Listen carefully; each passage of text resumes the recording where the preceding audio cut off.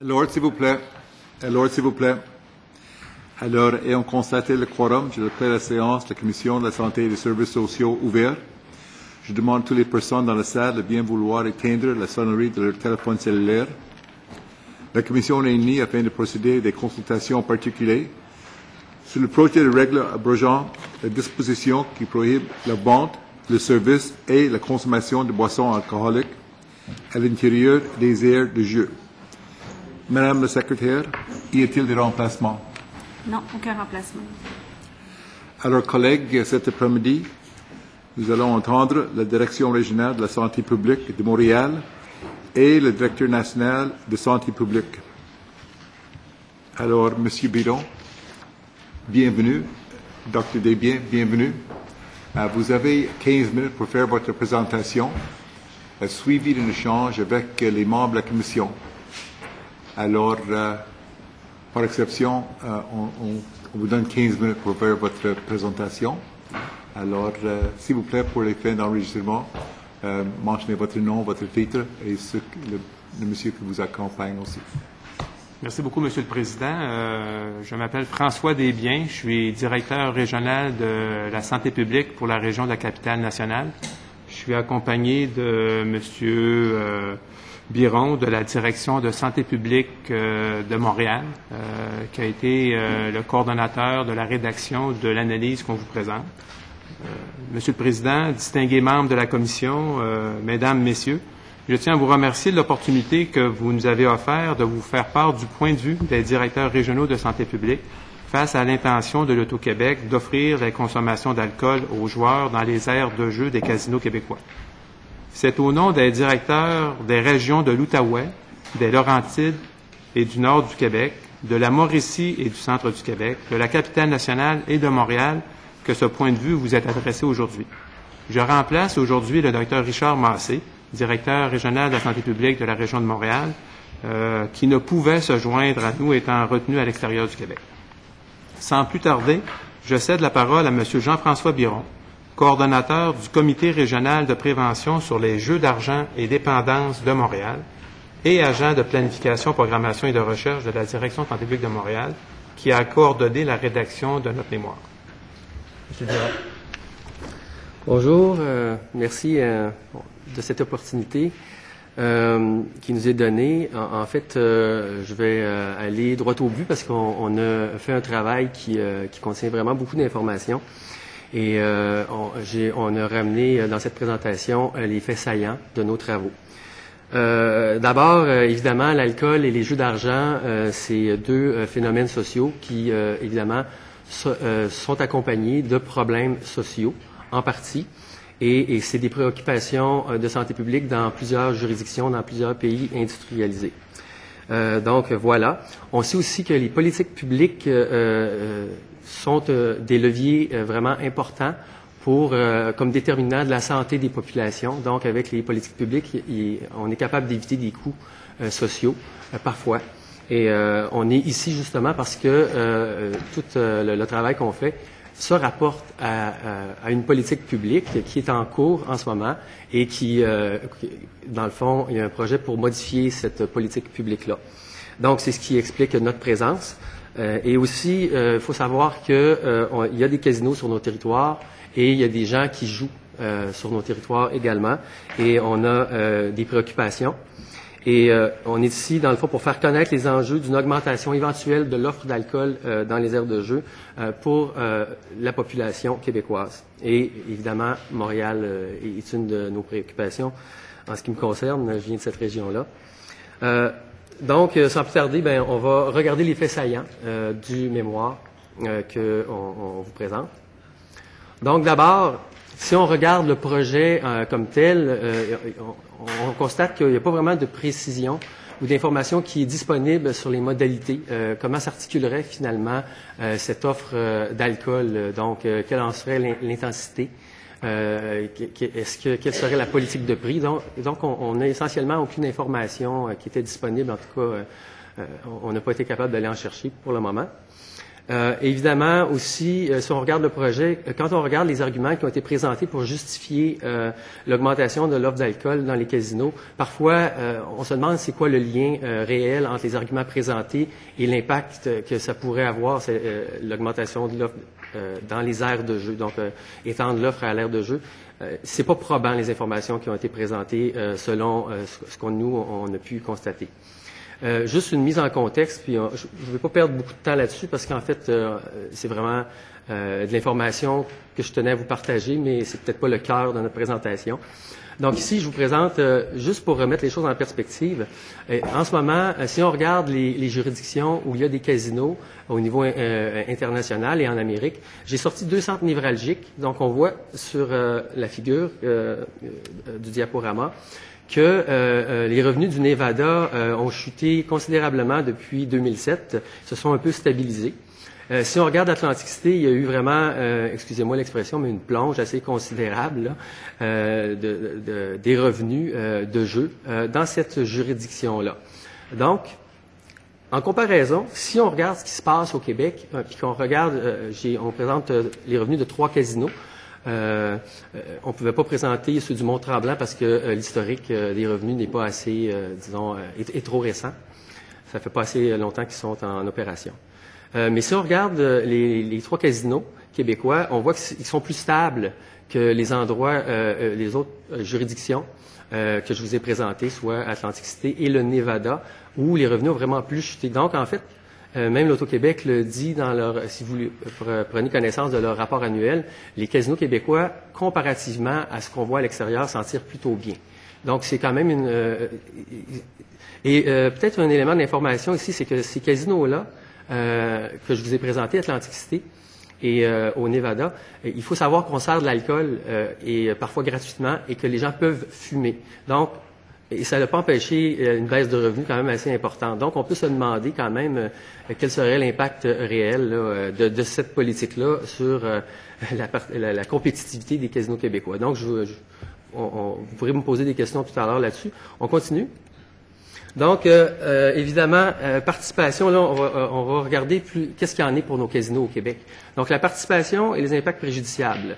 En fait, on a 3 banques de données ici qui vous sont présentées. Donc, dans nos travaux, on a vraiment fait utiliser des banques de données qui sont représentatives de Statistique Canada, une de l'Université Concordia et une de l'INSPQ. Donc, on a fait des travaux pour ça. Et si on regarde la participation au casino total, elle se chiffre à entre 10 et 15 % selon nos données. Les gens jouent surtout aux machines à sous. Donc, ça, c'est les informations pour la participation des Québécois. La provenance de la clientèle du Casino de Montréal, c'est pas évidemment des touristes fortunés qui fréquentent le Casino de Montréal. C'est 94 % de clientèle locale. Donc, c'est notre population qui fréquente le casino. C'est un casino local. Et il y a 6 % de clientèle hors Québec. On a voulu savoir si les Montréalais qui fréquentaient les casinos présentaient des facteurs de vulnérabilité aux problèmes de jeu. Et on s'est rendu compte que 65,5 % avaient au moins un facteur de vulnérabilité aux problèmes de jeu. Il y a seulement 35,5 % de gens qui n'en ont pas. Évidemment, c'est un facteur ou plus de vulnérabilité qui sont identifiés dans la littérature scientifique.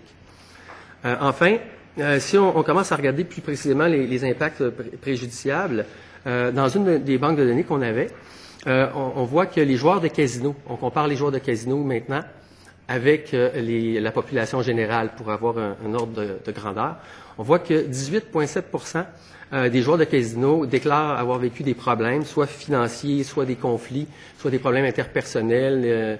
Bref, il y avait 5 sortes de problèmes qu'on demandait par rapport à leurs habitudes de jeu, contrairement à 7 % dans la population. Aussi, on a remarqué qu'il y avait une présence de biais cognitifs. Les biais cognitifs, c'est quand un individu croit qu'il y a des stratégies pour gagner dans les jeux d'argent. Évidemment, c'est un facteur connu pour renforcer les problèmes de jeu. Et on voit que c'est beaucoup plus présent chez les joueurs de casino, 28,1 % contre 16,7 % pour la population générale. Maintenant, des données un peu plus sur les problèmes de jeu comme tels. Dans une autre des banques de données qu'on avait, on s'aperçoit que les joueurs de casino, environ 15 % d'entre eux considéraient avoir trop dépensé d'argent ou trop joué lors des 12 derniers mois, contrairement à 6,4 % dans la population. Si on regarde la présence de symptômes de problèmes de jeu, il y a 15,8 % des joueurs de casino qui présentent un symptôme ou plus de problèmes de jeu contre 4,4 % dans la population. C'est presque, c'est pas 4 fois plus, là, mais c'est plus que 3. Et enfin, pour le jeu problématique, c'est 7,2 %, soit un joueur sur 14 dans les casinos qui a des problèmes de jeu contre 1 sur 50 dans la population. Donc, ça montre quand même, ça vous donne une idée que les casinos, il y a déjà des problèmes qui sont présents dans les casinos en ce moment, et on parle ici de joueurs québécois. Voilà. Et le dernier pan de notre étude portait sur quel impact l'alcool peut avoir. Parce que c'est ça qui est question, dans le fond, c'est on veut ajouter une offre d'alcool, donc il fallait savoir quel pourrait être l'effet, finalement, de l'ajout d'une offre d'alcool, une augmentation de l'offre d'alcool dans les casinos. Alors, ce qu'on a vu dans la littérature, c'est que l'alcool amplifie les comportements à risque pour la santé, plus généralement. Donc, on le sait pour la conduite automobile, les relations sexuelles non protégées, et il y a d'autres exemples. Donc, l'alcool, généralement, ça augmente les risques pour les comportements risqués. Voilà. Et les évidences aussi scientifiques montrent qu'il y a une existence de liens serrés entre la consommation d'alcool et les problèmes de jeu. Ça, c'est massivement montré par plein d'études épidémiologiques. Souvent, à un problème de jeu s'ajoute un problème d'alcool. Donc, c'est deux problématiques très liées. Aussi, plus concrètement, qu'est-ce que se passe-t-il lorsque des joueurs consomment, lorsqu'il y a consommation d'alcool pendant une session de jeu? Alors, ce que montrent les études, c'est que il y a des hausses qui sont entraînées au niveau de la durée des sessions de jeu, au niveau des sommes qui sont misées et au niveau des pertes qui sont encourues. Bon, évidemment, les études vont pas tous dans la même direction. Une va dire c'est les mises, l'autre va dire c'est le temps, mais il y a un consensus quand même scientifique à l'effet que tout va vers le haut. Là. Il y a pas de bonne nouvelle, ça s'en va pas vers le bas. Donc voilà. Et donc, la bonne nouvelle, c'est que les restrictions de l'accès à l'alcool lors des sessions de jeu figurent au sommet des meilleures pratiques pour prévenir les méfaits par rapport aux jeux d'argent. Et c'est ce qu'on a en ce moment. On a en ce moment cette politique-là qui est une des meilleures pratiques. Donc, voilà. Donc, les constats de notre mémoire, c'est que les règles actuelles qui limitent la consommation d'alcool dans les casinos québécois figurent parmi les meilleures pratiques et contribuent à prévenir les problèmes liés aux jeux d'argent. Les casinos québécois appliquent également les lois en cours interdisant l'usage du tabac dans les lieux publics. Ces mesures permettent de réduire les coûts sociaux aux joueurs, à leurs proches et à la communauté. Je vais laisser Dr. Desbiens conclure. C'est ça. Puis, en conséquence, les directeurs de santé publique, on recommande le maintien du règlement actuel en cours qui permet la consommation d'alcool dans les casinos d'État hors des aires de jeu, parce que d'ouvrir la consommation d'alcool dans les aires de jeu amènerait pour certains joueurs, et non pas tous les joueurs, une augmentation de la durée du jeu, des mises et des pertes, et potentiellement des conséquences négatives qui ce seraient pour des problèmes de santé ou des problèmes sociaux chez ces joueurs, leur famille ou leur communauté. Ceci termine la présentation de notre mémoire. Alors, merci pour votre présentation. On va commencer avec le gouvernement pour une période de 22 minutes. Madame la députée de Sainte-Rose. Merci, Monsieur le Président. Alors, bonjour, messieurs. Ça me fait plaisir de vous saluer, de vous accueillir. J'en profite pour saluer mes collègues membres de la commission aussi. Écoutez, j'aimerais revenir sur quelques données dans le mémoire que vous nous présentez. Notamment, en pages 6 et 7 de votre mémoire, vous remettez en question les statistiques sur la participation de la population aux jeux du hasard. Et en page 6 de votre mémoire. Et vous affirmez notamment, et je vais lire un extrait de votre mémoire à la page 6, vous affirmez « Il n'existe pas, à notre connaissance, de statistiques qui permettraient d'établir des comparaisons homogènes et réellement fiables sur la participation aux jeux de casino pour les populations de toutes les juridictions en Amérique. En raison des différentes méthodes, d'années de réalisation ou d'outils d'enquête, les comparaisons entre les habitudes de jeu des populations de différentes juridictions sont soit limitées, quelques juridictions faisant l'objet d'une même enquête, ou n'ont pas la validité suffisante pour appuyer des changements de politique publique pouvant affecter la santé d'une population. La réalité de l'offre de jeux globale dans une juridiction est un autre facteur de complexité lorsqu'on souhaite comparer la participation à différentes activités de jeu. Le Québec tire environ la moitié de ses profits des appareils de loterie vidéo situés dans des débits de boissons, ce qui n'est pas le cas pour toutes les juridictions. Pourtant, je vous soumets qu'en page A.104 du plan budgétaire du budget 2013-2014, on indique que l'analyse des données présentées dans les enquêtes sur les habitudes de jeu de 2002 et de 2009 montre un déplacement des dépenses de la population adulte des jeux de hasard et d'argent offerts par l'Auto-Québec vers le jeu illégal. En 2009, le poids relatif des dépenses de jeu à l'Auto-Québec était de 68 %, comparativement à près de 83 % en 2002. En parallèle, les Québécois ont augmenté de 17 à près de 32 % leur part dans le jeu illégal. Par exemple, le taux de participation pour les jeux sur Internet est passé de 0,3 % en 2002 à 1,4 % en 2009, soit avant la mise en place du jeu en ligne par l'Auto-Québec. Vous affirmez aussi que les revenus des casinos sont en baisse partout en Amérique, notamment votre graphique présente la situation au Nevada et à Atlantic City de 2007 à 2012. Ce qui ne m'apparaît pas autrement surprenant, considérant le ralentissement économique débuté en 2008 aux États-Unis. L'Auto-Québec nous a plutôt indiqué que le pourcentage de la population qui fréquente les casinos du Québec est plus faible qu'ailleurs au Canada et que ce pourcentage diminue d'année en année. Considérant les informations du plan budgétaire du gouvernement, considérant les informations qui ont été communiquées aux parlementaires par l'Auto-Québec, est-ce que vous maintenez toujours votre constat à l'effet que plusieurs arguments présentés pour justifier une augmentation de l'offre d'alcool dans les casinos québécois ne sont pas probants? Est-ce que vous maintenez cette affirmation? Et je vous demanderai, suite à cette première partie de ma question, quelle est l'expertise en analyse économique et financière de votre organisme relativement à l'industrie du jeu? Monsieur Biron. En fait, c'est une question intéressante, ça c'est sûr, parce qu'elle a beaucoup d'informations. Je vais essayer de... Il y avait comme, dans le fond, ça aurait quasiment pris, une page pour me rappeler de tout, mais non, j'ai quand même compris votre question. En fait, si on regarde les comparaisons entre l'étude de 2002 et 2009, en fait, si on s'en tient à ce que je vous ai dit, c'est que je pourrais peut-être vous amener à la page, parce que j'ai peut-être pas la même pagination que vous. Moi, en page 7, là où je présente la figure 3, on a 3 études. Je ne sais pas si vous pouvez aller. Vous l'avez? Écoutez, donc c'est 3 banques de données là qu'on possède, ou auxquelles on a eu accès. C'est des banques qui portent sur les habitudes de jeu. Or, ce qu'on dit de ces banques de données-là, c'est on demande aux gens de ne pas les comparer, mais de les considérer comme des photos finalement différentes. Parce que quand une enquête est faite avec un questionnaire différent, à une année différente, scientifiquement, on ne peut pas faire, disons, je ne veux pas me perdre, là, je ne veux pas vous perdre non plus, mais les comparaisons sont limitées. Donc, moi, ce que je vous dis dans mon mémoire, c'est qu'on a des banques de données, OK, qui portent sur la main, qui sont faites au Québec, à différentes années, mais très proches, et je vous demande de les prendre comme des portraits. Donc, évidemment, l'étude de 2002 dont vous faites référence, et l'étude de 2009, la comparaison, on ne peut pas vraiment comparer de façon rigoureuse, là, si on applique les critères scientifiques. Ces 2 enquêtes-là, ça peut-être, on peut les regarder à titre indicatif, mais scientifiquement, on ne peut pas conclure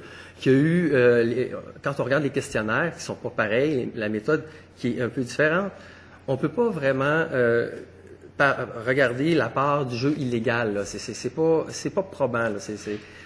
Donc, je ne veux pas vous perdre dans des trucs méthodologiques, mais absolument, moi, je maintiens ce qu'on dit, c'est-à-dire que pour faire des comparaisons, ça prend des enquêtes homogènes, avec des outils homogènes, réalisés à des périodes de temps comparables. Et donc, c'est là-dessus qu'on fonde la science. On ne peut pas comparer des pommes avec des bananes. Et évidemment, c'est un peu ce qui se fait. Madame la députée de Sainte-Rose. Donc, si je comprends bien, ce que vous dites, c'est que vous dites que les études, la comparaison qu'on fait entre la situation en 2002 et la situation en 2009, On ne peut pas les comparer parce que ce que vous dites, c'est que la base comparative diffère trop. Est-ce que vous pouvez m'expliquer un peu mieux qu'est-ce qu'il y a de, En fait, de si différent? c'est la méthode, c'est les méthodes d'enquête. Excusez-moi, Monsieur le Président. En fait, c'est les méthodes d'enquête qui sont différentes. Quand le questionnaire n'est pas pareil, quand, disons, l'enquête n'est pas présentée de la même façon, ça n'a pas la même valeur et ça influence. Quand on regarde la documentation scientifique sur les meilleures pratiques, disons, en méthodologie d'enquête, des fois, le simple fait de présenter une enquête comme une enquête de santé ou une enquête où on cherche sur le tourisme, même si on posait la même question, les réponses pourraient varier. Donc, c'est très important de respecter ces critères-là quand on fait des projections, surtout quand ça affecte les politiques publiques. Madame Lété, Senrose. Vous avez mentionné que les revenus sont en baisse un peu partout. En fait, ce que je dis, c'est exactement ce que l'Auto-Québec dit, dans le fond, là. Excusez-moi, Monsieur le Président. Monsieur Biron. Oui, en fait, ce que je dis, c'est qu'il y a une tendance internationale vers le bas et que les casinos québécois, en fait, font une bonne figure si on les compare à l'ensemble de la situation internationale. C'est un peu ça que je vous dis. Et moi, je reviens quand même à l'enjeu. L'enjeu, en ce moment, c'est l'alcool dans les aires de jeu. Là. C'est ça qui est question. Et dans le fond, je vois mal le lien.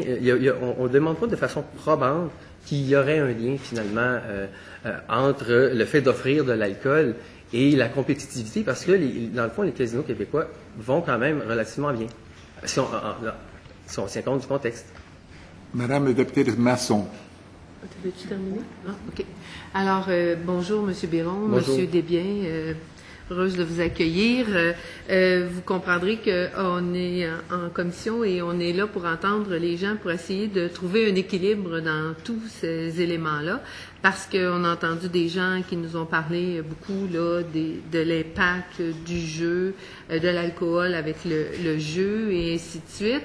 Et aussi, on a un aspect, une approche aussi un peu économique dans tout ça, parce qu'on sait très bien aussi que on voit le glissement là, dans les casinos du Québec au niveau des revenus. Et c'est sûr que vous savez que l'ensemble, beaucoup de revenus des casinos du Québec retournent à la population pour des services.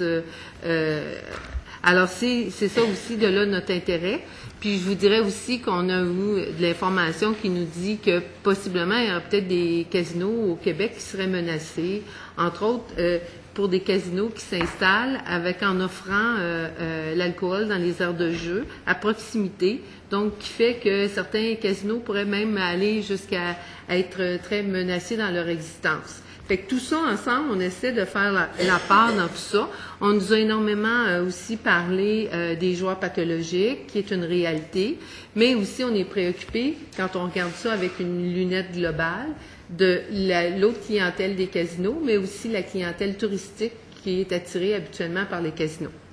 Alors, tout ça mis ensemble, j'aurais quelques petites questions. Tantôt, ma collègue a parlé, justement, là, vous avez dit qu'il y avait l'offre de jeux, c'est-à-dire que la diminution de jeux est regardée un peu partout, on l'observe un peu partout. Par contre, moi, j'ai des chiffres ici, comme quoi qu'au Québec et au Canada, c'est pas la situation présentement. Vous nous avez parlé du Nevada, mais ici, là, en 2011-2012, les chiffres qu'on a au Canada se maintiennent. Et puis, au Québec, on voit une baisse là, significative là, des revenus au niveau des casinos. Alors, dû au fait beaucoup qu'on nous a dit des jeux, des casinos illicites et des jeux. Alors, c'est pas les mêmes chiffres qu'on a là de votre côté. Avez-vous des explications pour ça au niveau du Canada? Est-ce que vous avez regardé l'aspect canadien des choses? Monsieur Biron. Oui, ben en fait, il y a un ralentissement depuis un certain temps. Écoutez, il y a évidemment aux États-Unis, on vous l'a montré, on n'a pas voulu s'étendre là-dessus. Je pense que vous parliez de clientèle touristique tout à l'heure. Il y a une figure qui montre que 94% des clients qui fréquentent le casino de Montréal, c'est des locaux. Donc, il y a peu de touristes dans les faits. Et je comprends qu'il y a des enjeux économiques que vous avez mentionnés. Et évidemment, ils sont présents, ces enjeux économiques-là, pour le gouvernement. Par ailleurs, comme on sait que c'est une clientèle locale qui fréquente les casinos, okay, et comme on sait, on fait la démonstration que les problèmes, pour ces gens-là, ils sont déjà plus élevés. Là. Les graphiques sont quand même assez évocateurs. On voit que les gens qui fréquentent les casinos ont déjà beaucoup plus de problèmes et beaucoup plus de risques.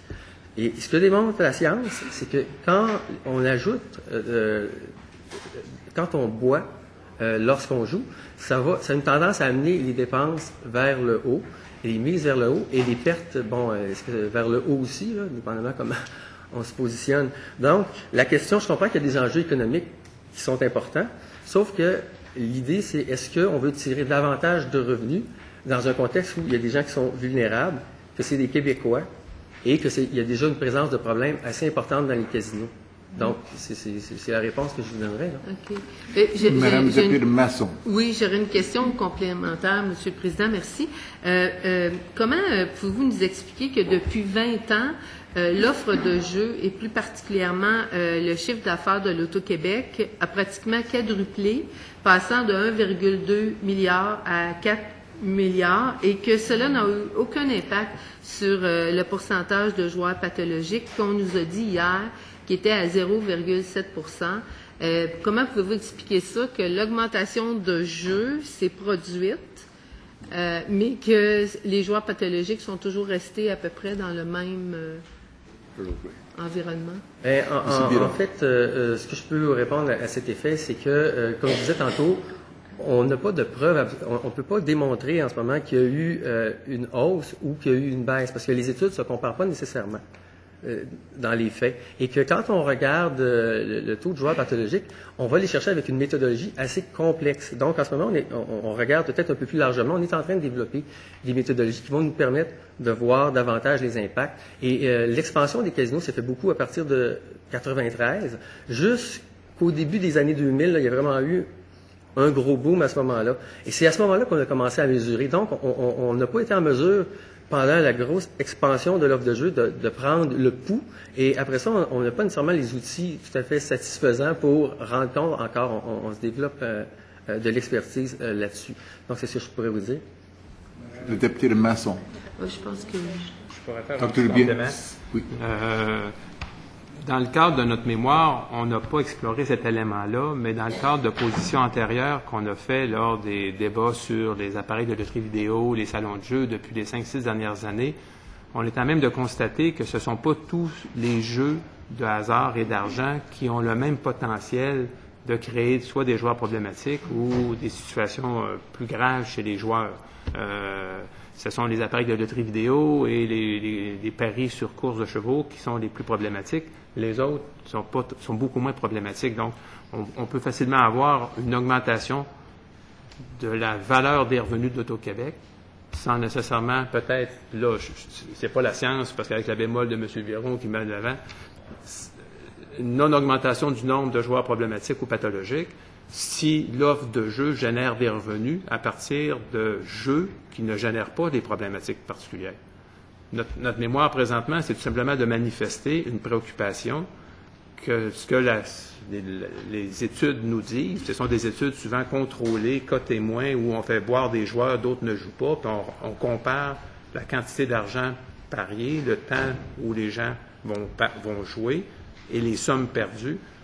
Et là, force est de constater que la science nous dit que oui, il y aura plus de revenus, parce que les joueurs vont jouer plus d'argent et plus longtemps, mais ils vont perdre plus aussi. Donc là, vu que notre seul mandat à nous, comme directeur de santé publique, c'est de regarder les impacts sur la santé de la population, mais on sait que comme parlementaire, vous avez des responsabilités beaucoup plus larges pour l'ensemble des perspectives économiques et sociales, mais du côté santé, il y a un risque potentiel supplémentaire que de perdre davantage va amener des situations problématiques. C'est l'aspect qu'on a regardé de par la littérature, et celle-ci est assez probante, comme quoi qu'il y aura plus de paris, plus longtemps et plus de pertes. Madame la députée de Sainte-Rose. J'avais une autre question complémentaire. Madame je la m'excuse. députée de Masson. Ben, ça m'amène votre réponse m'a amené à une autre réflexion.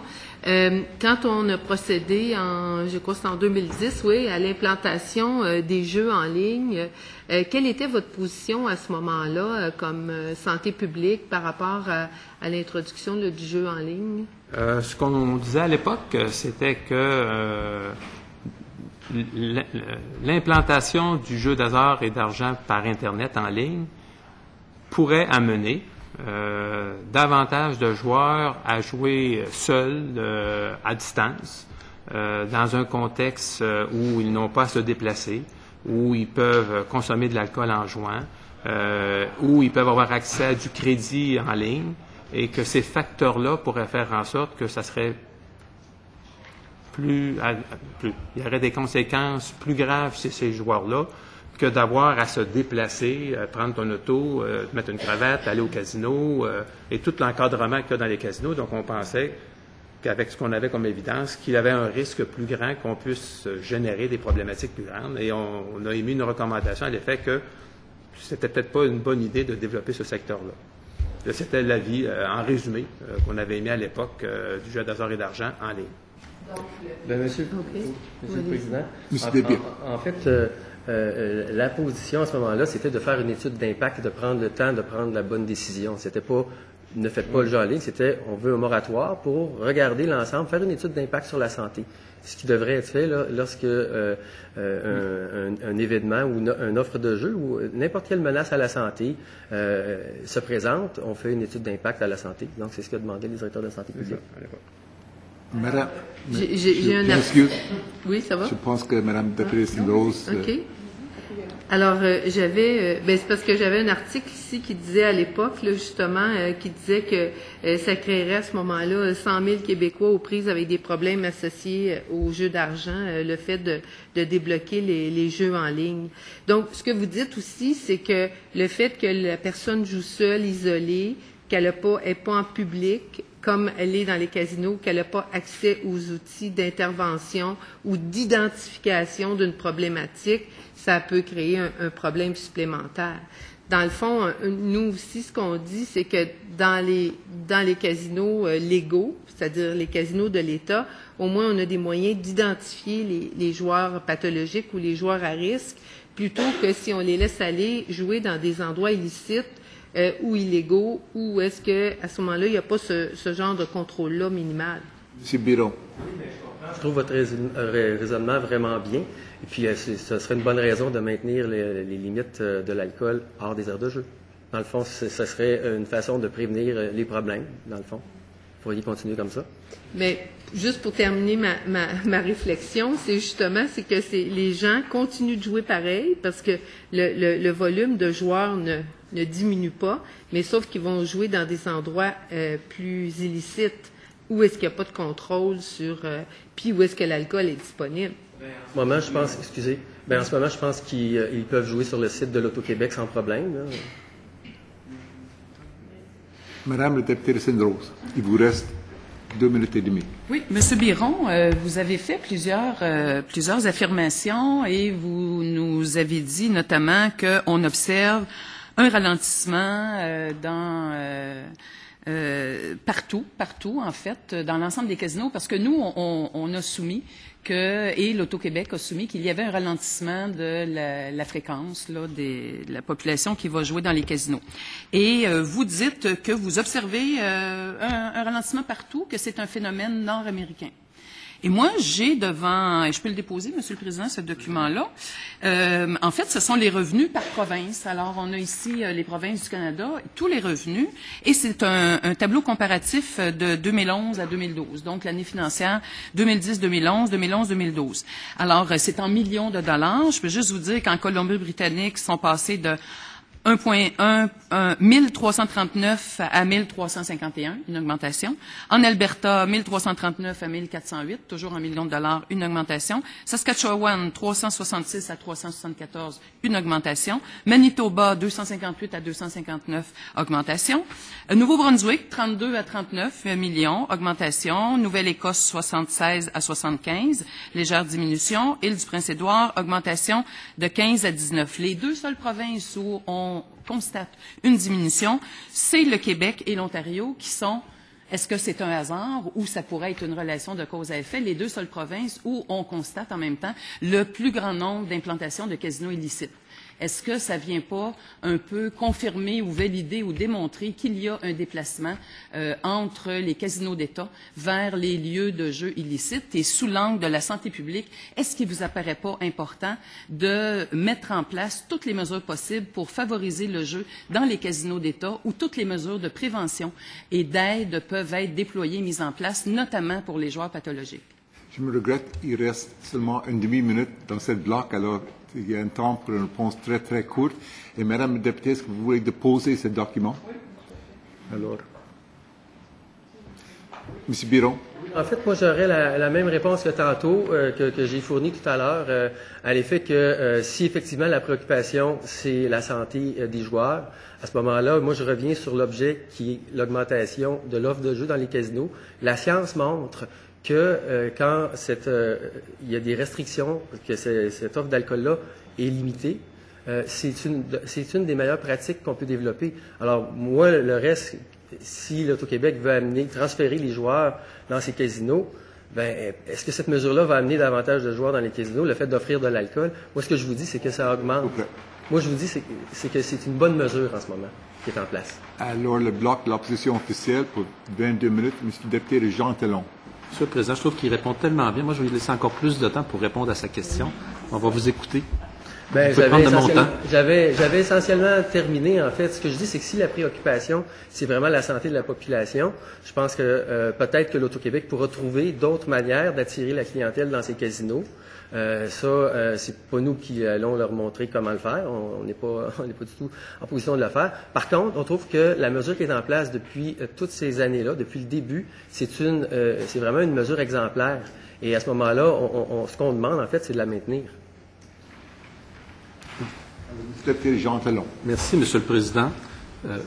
Félicitations pour votre présentation. Moi, je l'ai adoré.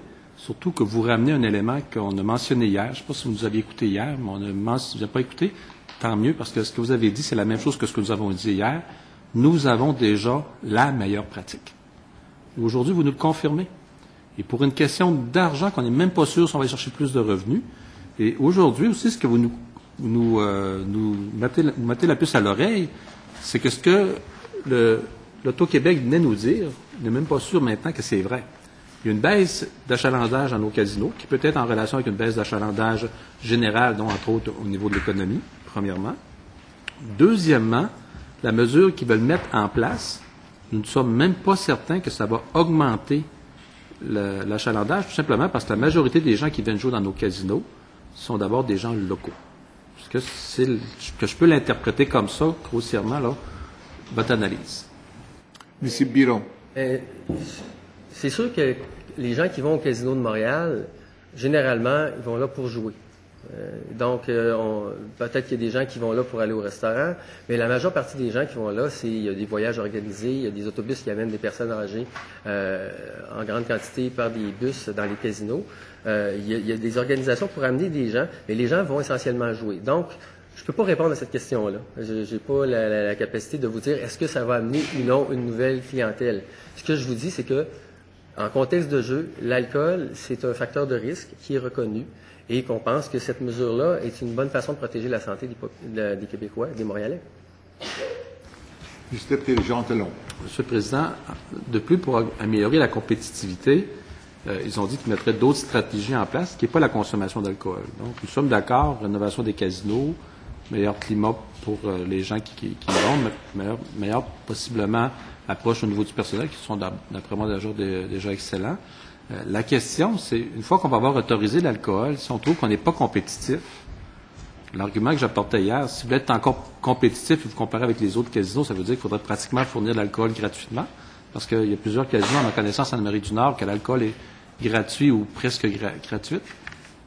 Qu'est-ce que vous en pensez? Monsieur Biron.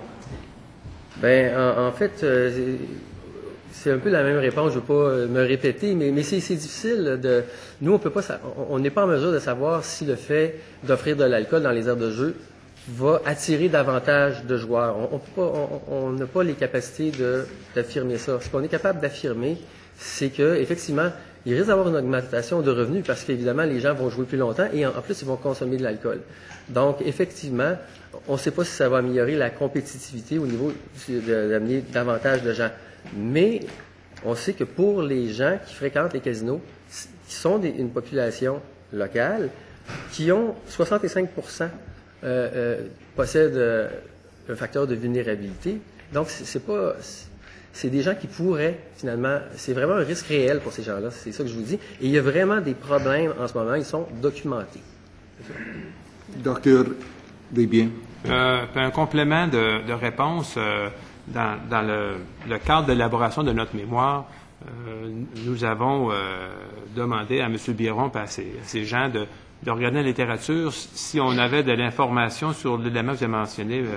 le député, à savoir, est-ce qu'il y a des données probantes qui démontreraient que si on autorise l'alcool dans les aires de jeu, si on l'autorise uniquement parce que la personne le ramène de son restaurant ou si on autorise une consommation à l'heure, 2 consommations à l'heure, si on l'offre gratuitement, est-ce qu'on a-t-il des données probantes qui permettraient, comme directeur de santé publique, de vous dire qu'il y a des stratégies qui ont été démontrées efficaces de permettre l'alcool avec un certain degré de sécurité sans les effets nocifs qu'on dit avoir craindre, puis qu'on a vu par des études? On n'en a pas trouvé. On n'a pas trouvé d'études scientifiques qui diraient qu'il y a une certaine possibilité d'introduire de l'alcool avec certains degrés, puis on a des études de sociologie ou de comportement qui auraient démontré des impacts. On a challengé nos chercheurs, nos gens, puis on n'a pas trouvé dans la littérature. Ce qu'on a trouvé, c'est ce qu'on vous dépose comme mémoire. On n'a pas trouvé. Monsieur Jean Talon. Aujourd'hui, vous confirmez que le fait d'avoir l'alcool disponible sur les aires de jeu est un facteur de risque et augmente les chances de consommer plus d'alcool et de consommer de l'alcool plus longtemps, de façon plus intensive, et de jouer. Docteur Desbiens. Les gens jouent plus longtemps, parient plus d'argent et perdent plus d'argent. Ce qu'on a trouvé dans la littérature, c'est ça qu'on a trouvé dans la littérature, parce qu'à ce moment-là, s'ils perdent plus d'argent qu'ils n'en auraient perdu autrement, pour certains, et pas pour tous, quelqu'un qui est multimillionnaire qui va perdre 4 000 plutôt que 2 000 $, c'est pas grave, mais quelqu'un qui fait peut-être juste 35 36 000 $ puis qui a 15 000 $ sur sa marge de crédit, là, ça peut peut-être le mettre en difficulté. Donc, c'est ça qui est le dilemme. C'est pas tous les joueurs là, qui sont problématiques, puis par chance, la majorité des joueurs, ils vont pour le plaisir, puis ils ont beaucoup de plaisir à jouer, puis c'est agréable. C'est parfait, mais il y a certaines personnes que c'est plus à risque, puis il faut tenter de mettre des mesures qui vont empêcher ces gens-là de tomber dans ces risques-là. Merci, M. le Président. D'ailleurs, on est d'accord avec le jeu responsable. Ça, on ne s'objecte pas à ça. C'est lorsqu'on ajoute un facteur de risque qui va faire qu'il va y avoir plus de personnes qui vont être en difficulté et probablement que les 5 à 10 personnes qui sont en relation avec le joueur, eux autres aussi vont avoir plus de difficultés. On parle des enfants, on parle des conjoints, on parle des proches. D'ailleurs, je suis content parce que la députée de Masson a discuté avec vous, puis j'ai l'impression qu'elle commençait à entendre bien l'argument, là, que, dans le fond, on met en place une mesure qui est à risque, qui est dangereuse, pour, à la fin, le seul argument de l'Auto-Québec, il est unique, là, c'est avoir plus d'argent. C'est le seul argument pour lequel on met cette mesure-là, qui est à risque au niveau de la santé publique, confirmée par les gens qui s'occupent des centres de traitement, confirmée par les centres de réadaptation, confirmée par les représentants de ces gens-là, les usagers. La seule raison pour laquelle on fait ça, c'est pour augmenter les revenus de l'Auto-Québec. D'ailleurs, la question que moi je me pose, puis je pense qu'il faut se la poser, c'est une question de conscience morale. Je me souviens à l'époque, la députée Danielle Doyer, qui était une de nos critiques en face, je pense qu'aujourd'hui, elle doit se dire, ça n'a pas de bon sens comment la conscience du Parti québécois a évolué du mauvais côté en refusant ou en voulant mettre en place une mesure aussi drastique que celle-là. C'est un commentaire que je me fais à l'intérieur de moi-même, parce que moi, j'essaie de retourner le dossier de bord de tous côtés, là, de dire qu'on va aller chercher plus de clientèle. Ce que vous nous avez dit, c'est qu'on n'ira peut-être pas plus chercher de clientèle que ça, sauf que la clientèle qui consomme actuellement, qui est à risque, va consommer plus. Donc, à ce moment-là, on va avoir plus de problèmes. C'est ce que vous nous confirmez, là. Monsieur Biron. Ben, en fait, je reviens, on n'est pas en mesure de savoir si, effectivement, ça va attirer davantage de clientèle. Ça, on ne peut pas le dire.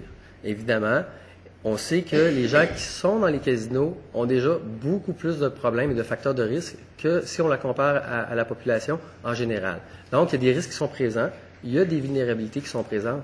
Et bon, j'ai l'air de répéter toujours la même chose, la même cassette, mais c'est un peu ça, dans le fond, c'est l'enjeu, c'est qu'on veut ajouter. Et par ailleurs, il y a déjà de l'alcool dans les casinos, mais elle est limitée. Donc, évidemment, pourquoi pas continuer comme c'est une bonne pratique, à la garder limitée? Député Jean Talon. Juste avant de passer la parole, votre cassette, gardez-la parce qu'il y en a qui ne l'ont pas encore compris. Puis ceux qui prennent les décisions doivent comprendre le message que vous venez faire. Puis il faut répéter, répéter, répéter. Madame la députée Bourassa-Sauvé. Merci beaucoup, Monsieur le Président. Merci d'être là et j'apprécie énormément votre approche scientifique qui ressort de votre mémoire que j'ai lue. Je m'excuse si je suis arrivée en retard, mais j'étais dans le Salon Bleu.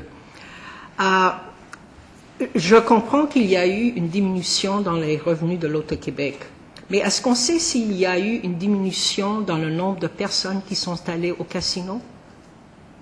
Biron.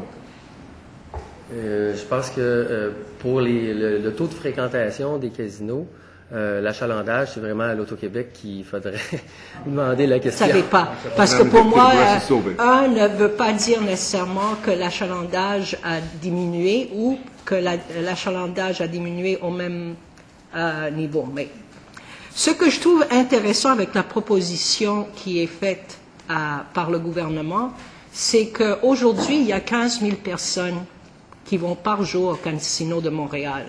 Même dans une situation où le casino est en train d'être rénové. Et donc, la rénovation du casino va être moins attrayante pendant cette période-là pour des visiteurs, soit locaux ou de l'étranger. Mais c'est 15 000. Vous avez bien noté que la consommation de l'alcool fait qu'une personne est plus prête à jouer. Une personne normale, comme moi, je prends un verre ou deux, je vais être plus prêt à jouer un petit peu plus, dépenser un peu plus d'argent, etc., etc. Je me pose la question, est-ce que le gouvernement a un rôle à jouer à créer une situation où je vais me mettre, moi, dans une situation où je vais jouer plus parce que je suis affaibli? Comment vous répondez à ça? Monsieur Biron. Et je parle des personnes, pas des personnes qui ont de problèmes de jeu, j'en ai pas, mais des gens comme moi. Biron. Ben, en fait, ce que vous êtes en train de dire, c'est que au niveau, c'est un peu ça le rôle des politiques publiques. Hein? C'est qu'on sait que par la structure d'un environnement, que ce soit un environnement urbain ou un environnement, quand on donne accès finalement à des fruits et légumes dans un endroit où il n'y en a pas, comprenez, il y a un facteur d'accessibilité là pour promouvoir la santé et ou à le rendre un peu plus, disons, un peu moins dangereux, un environnement qui soit un peu plus protecteur. Dans le fond, ce qu'on voit, c'est que structurellement, en diminuant un peu l'accessibilité de l'alcool dans un lieu où on joue, à ce moment-là, ce qu'on fait, c'est qu'on diminue les risques par l'environnement, par la structure. C'est un peu ça.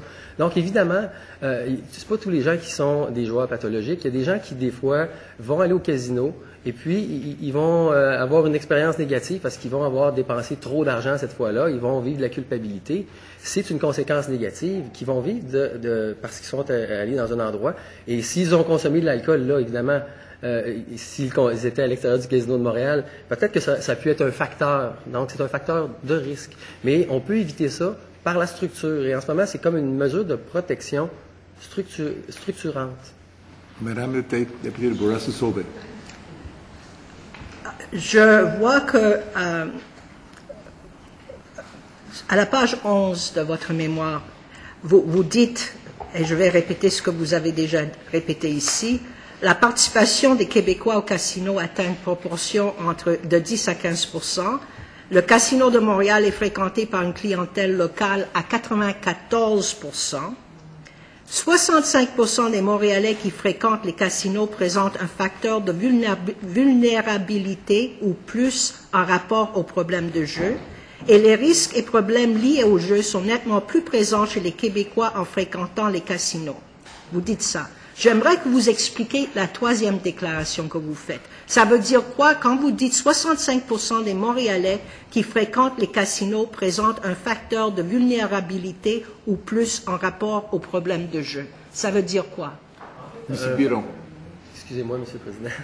En fait, un facteur de vulnérabilité, c'est, par exemple, si on regarde, je vais revenir au jeu, mais si on regarde pour la grippe, par exemple, quand on fait des études, on accumule de l'information. On est capable de savoir, c'est un peu la nature de l'épidémiologie, on est capable de savoir que, par exemple, que les femmes enceintes où les enfants en bas âge vont être plus susceptibles d'attraper un virus ou d'avoir des complications quand ils attrapent un virus. C'est un peu ça.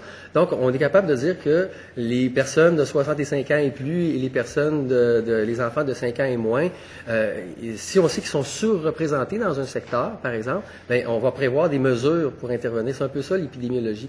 Et c'est un peu la même chose. Donc, on a regardé, dans la littérature, il y a des facteurs de vulnérabilité aux problèmes de jeu qui ont été identifiés. Et c'est, par exemple, l'âge. Donc, être âgé de 18 à 24 ans, ben c'est un facteur de vulnérabilité, par exemple.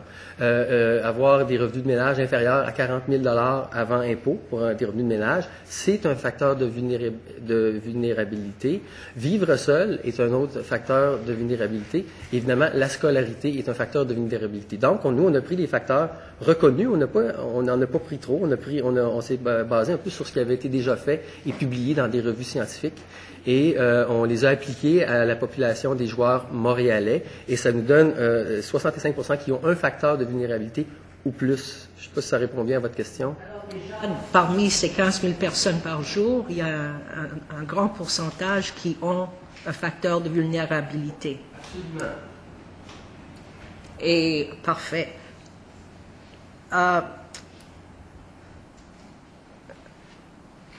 Vous avez aussi continué sur la même page, parler de le jeu en mode continu. Est-ce que vous pouvez parler un peu plus là-dessus? Monsieur Biron. Oui, je ne veux pas encore tomber dans un mode trop scientifique, mais il y a 3 déterminants qui vont déterminer un comportement de jeu. Donc, il y a évidemment l'intérêt et les traits de personnalité d'un individu, ses caractéristiques.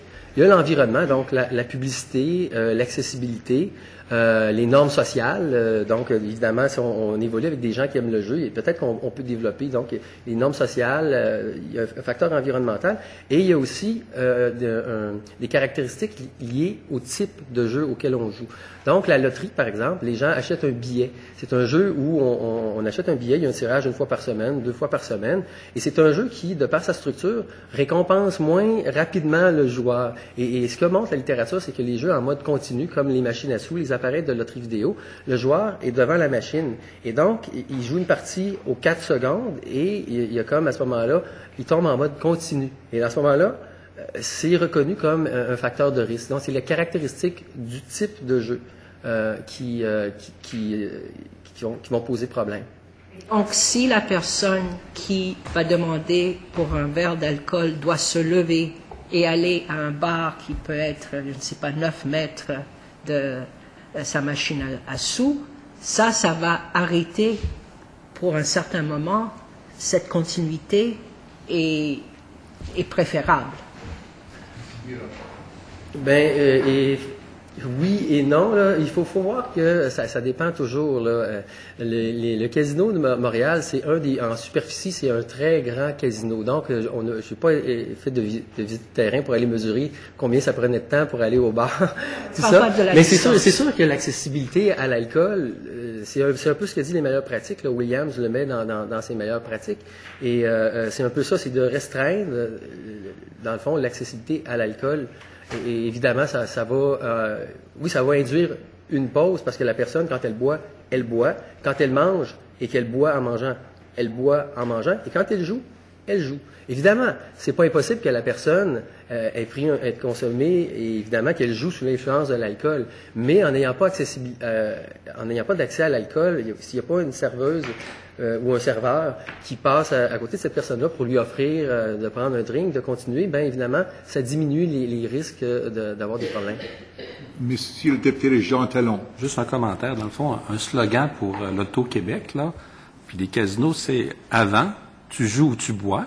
Maintenant, tu joues et tu bois. » Donc, c'est assez évident que le risque, il augmente de beaucoup. Monsieur Biron. Moi, le temps que tu joues, là, tu bois pas, tu as moins de chances de venir en état d'ébriété. Fait que on n'augmente pas en additionnant, on multiplie les risques. Encore, c'est une idée pour l'Auto-Québec que j'adopte pas, là, mais je pense qu'on voit vers quoi on s'en va comme société. En fait, on peut quand même... l'idée ici, c'est pas de casser du sucre sur le dos de l'Auto-Québec. L'idée, c'est peut-être de demander au gouvernement de maintenir la mesure qui est en place pour protéger la population.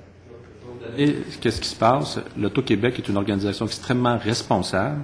Ils ont une commande d'aller chercher 50 millions de dollars qui va faire qu'ils sont obligés de prendre une décision qui atteint la population et les joueurs pour des considérations financières du gouvernement. Et ce n'est pas la décision de l'Auto-Québec parce qu'ils font déjà des bons profits.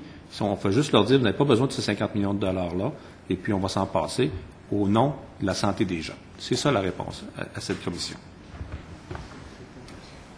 Madame le député de Brassus-Aubert.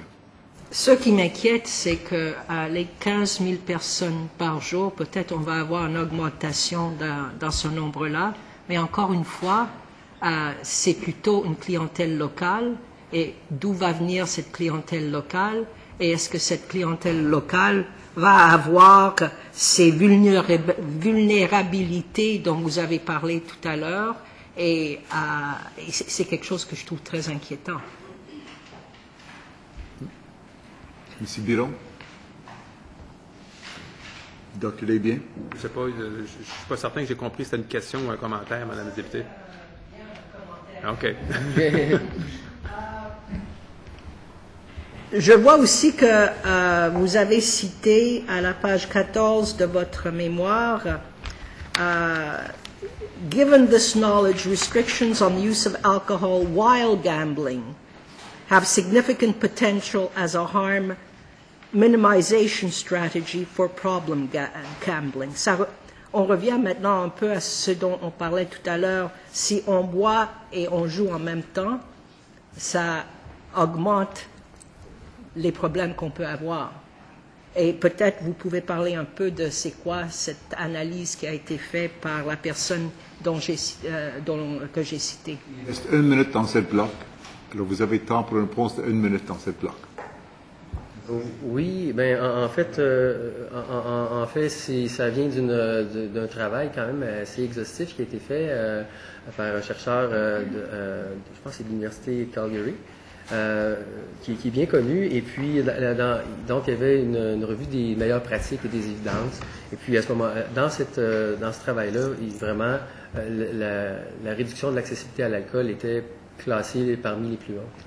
Donc c'est un peu ça. Donc lui faisait aussi un peu le travail qu'on a fait, il a vérifié la littérature, et selon lui, il disait avec ce qu'on sait de la consommation d'alcool lors du jeu, et aussi ce que nous disent les études épidémiologiques, c'est-à-dire qu'il y a un lien étroit entre les problèmes de jeu et les problèmes d'alcool. Il trouvait que c'était vraiment une des mesures les plus prometteuses. Alors, Madame la députée de Groux, pour une bloc de 6 minutes. Merci, Monsieur le Président. Merci beaucoup. Merci de votre mémoire. Je trouve qu'il est très éclairant et très et très bien fait. Si je me fie, on comprend bien de votre mémoire que une telle mesure est clairement nocive pour la santé des gens qui sont plus vulnérables, autant que des gens qui fréquentent, qui n'ont pas de vulnérabilité, mais qui fréquentent le casino de façon régulière et qui sont pour la plupart des Québécois. 94% des gens qui fréquentent sont des Québécois. Oui, c'est bien ça. J'ai bien compris. Juste un petit complément. L'alcool étant un produit qui désinhibe, va amener les éléments qu'on mentionne, jouer plus longtemps, parier plus et perdre plus.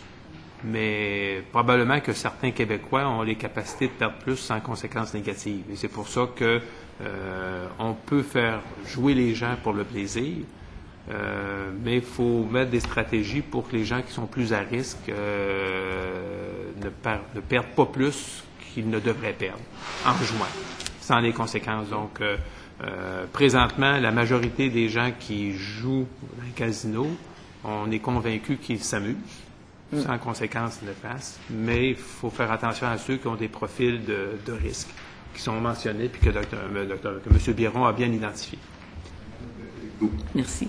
Parce qu'on a entendu l'Auto-Québec hier nous dire que de toute façon, actuellement, dans les casinos, l'alcool est disponible. Donc, de banaliser le fait que l'alcool est déjà là et d'en rajouter dans les aires de jeu, pour eux, ils ne voyaient pas tant de problèmes. Mais là, la démonstration des études, certaines personnes sont venues nous mentionner hier que la notion du temps d'arrêt entre le fait de jouer et d'avoir le verre à la main, même dans le temps c'était la cigarette, le verre, va porter les gens à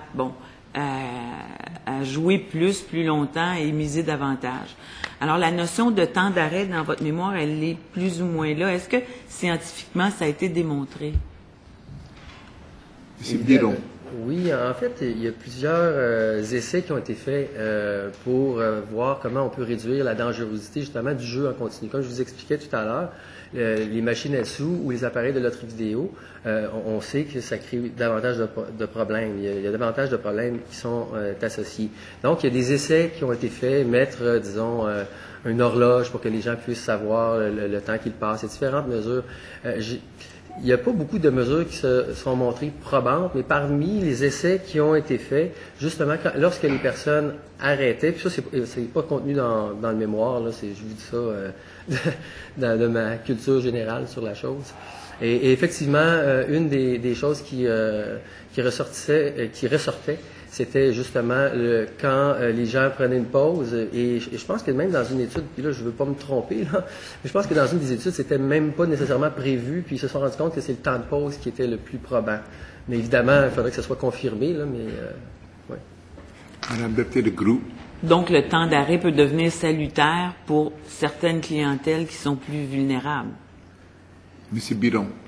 Je peux pas vous le confirmer, mais j'aurais tendance à penser que. OK. Madame Députée de Groux, il vous reste 2 minutes. D'accord. L'autre argument que l'Auto-Québec nous a servi était effectivement de dire que, bon, il y a une baisse d'achalandage depuis quelques années. L'achalandage est passé de 21 à 17%. Et on a attribué ça au fait que potentiellement, parce qu'on n'offrait pas d'alcool dans les aires de jeu, on était moins compétitif. Ça, c'est un des arguments de l'Auto-Québec. Alors, dans votre mémoire, ce qu'on comprend, c'est que des casinos comme Atlantic City et aux États-Unis qui offrent l'alcool dans les aires de jeu ont même une diminution d'achalandage qui est même plus importante, mais surtout une diminution de revenus qui est plus importante que celle qu'on observe dans les casinos du Québec. Donc, ce qu'on peut comprendre, c'est que cet argument-là ne tient pas la route. Est-ce que je me trompe? M. Biron. En fait, c'est le lien entre la consommation d'alcool dans les aires de jeu et l'économie du casino comme tel, c'est peut-être pas si probant que ça, là, je vous dirais. Là. C'est dans le fond, il y a peut-être d'autres méthodes que l'Auto-Québec peut essayer d'employer pour attirer la clientèle, mais celle-là, on sait qu'elle est porteuse de risques. Alors, comme on sait que nos casinos sont des casinos d'État, on a aussi comme élu responsable la protection du public en tête, en premier, avant les finances publiques. Et je pense qu'on a aussi un devoir éthique à entendre votre mémoire. Je pense comme élu, on ne peut pas rester insensible au fait que cette mesure-là peut être nocive pour la santé des Québécois et la santé des citoyens qui vont aller au casino d'État chez nous. Alors, merci beaucoup de votre présence et de nous confirmer M. Biron, Dr. Lebien, merci d'être avec nous ici aujourd'hui. Merci pour votre présentation. Et je demande le directeur national de santé publique et les représentants pour prendre leur place à la table. Je suspends pour quelques instants.